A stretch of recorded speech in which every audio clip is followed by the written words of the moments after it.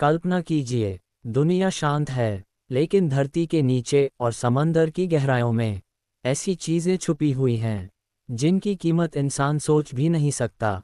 हजारों साल पहले, जब आज की तरह कैमरे नहीं थे, तकनीक नहीं थी, तब भी इंसान ने ऐसा इतिहास छोड़ा जो आज हमें हैरान कर देता है। प्राचीन समय में लोग सोने को सिर्फ धन नहीं मानते थे। उनका मानना था कि सोने में भगवान की शक्ति होती है।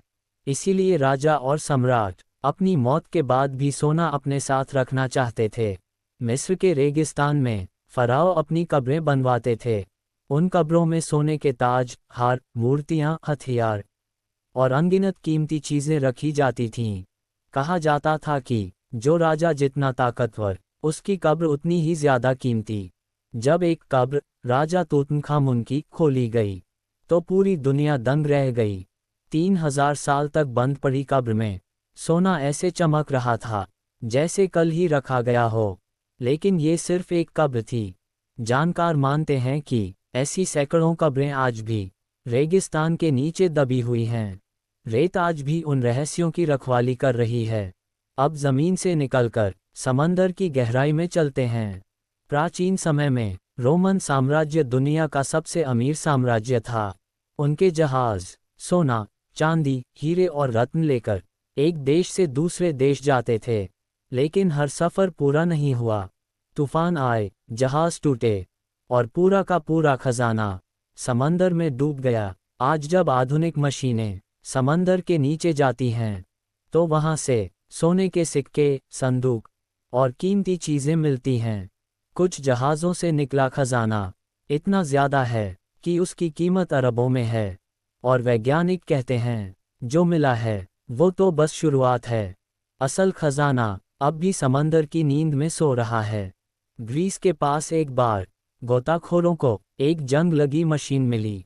पहले तो किसी ने ध्यान नहीं दिया, लेकिन बाद में पता चला कि वो 2000 साल पुरानी एक अद्भुत मशीन थी। वो सूरज, चांद और ग्रहों की चाल बता सकती थी। आज जिसे हम विज्ञान कहते हैं, उसकी जड़ें वहां थीं। इस खोज ने एक सवाल खड़ा कर दिया, क्या पुराने लोग हमसे ज्यादा समझदार थे? अब चलते हैं घने जंगलों की ओर। दक्षिण अमेरिका में इनका सभ्यता रहती थी। उनके पास इतना सोना था कि दीवारें तक सोने से सजी होती थीं। जब बाहरी आक्रमणकारी आए, तो उन्होंने इनका राजा को पकड़ लिया। राजा को छोड़ने के बदले एक कमरे को पूरा सोने से भरने की शर्त रखी।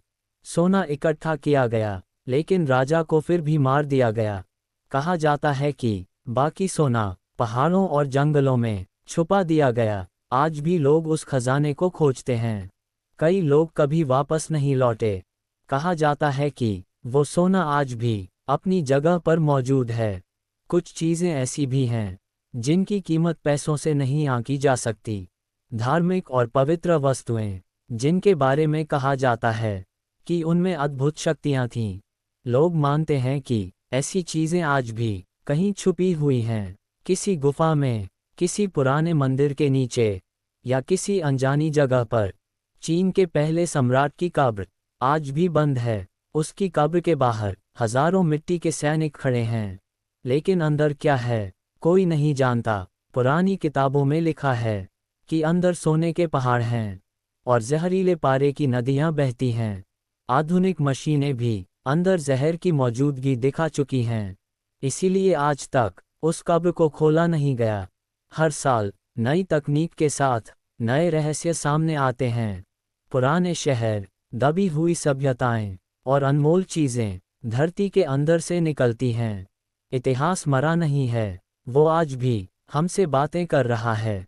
हो सकता है इस समय भी किसी खेत के नीचे, किसी पहाड़ के अंदर या किसी समंदर की गहराई में कोई अनमोल खजाना पड़ा हो, जो हजारों साल से सिर्फ एक इंसान का इंतजार कर रहा हो।